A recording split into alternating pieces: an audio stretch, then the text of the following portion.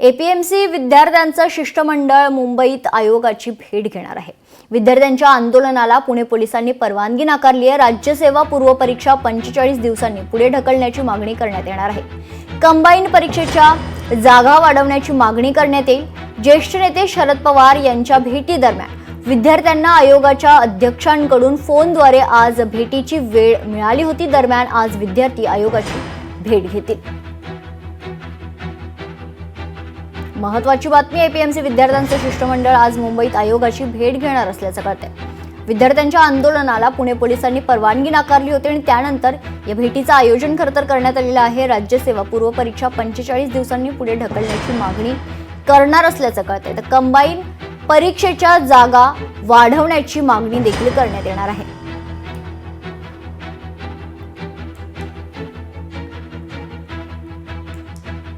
APMC विद्यार्थ्यांचं शिष्टमंडळ मुंबईत आयोगाची भेट घेणार असल्याचं कळतंय। या संदर्भात अधिक माहिती जाणून घेऊयात। आमचे प्रतिनिधी अमोल धर्माधिकारी आपल्या सोबत जोडले गेलेत। अमोल, काय अधिकची माहिती आहे?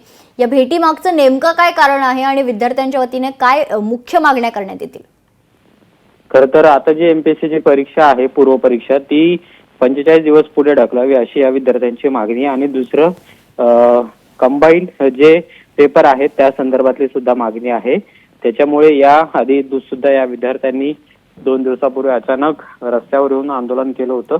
परवा त्यांनी शरद पवार यांची सुद्धा भेट घेतलेली होती आणि त्या दरम्यान आयोगाचे जे अध्यक्ष आहेत त्यांनी मंगळवारची वेळ या विद्यार्थ्यांना भेटीची दिलेली होती। त्यानुसार आज हे विद्यार्थ्यांचं शिष्टमंडळ आहे ते मुंबईमध्ये एमपीएससीच्या अध्यक्षांना भेटण्यासाठी जाऊ शकतं। दुसरीकडे याच विद्यार्थ्यांनी आज आंदोलनाचा इशारा सुद्धा दिलेला आहे।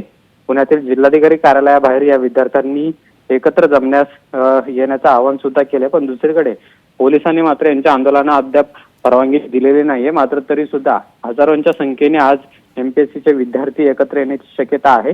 त्याच्या आधी मुंबईत जी बैठक होती, ही बैठक अतिशय महत्वाची आहे।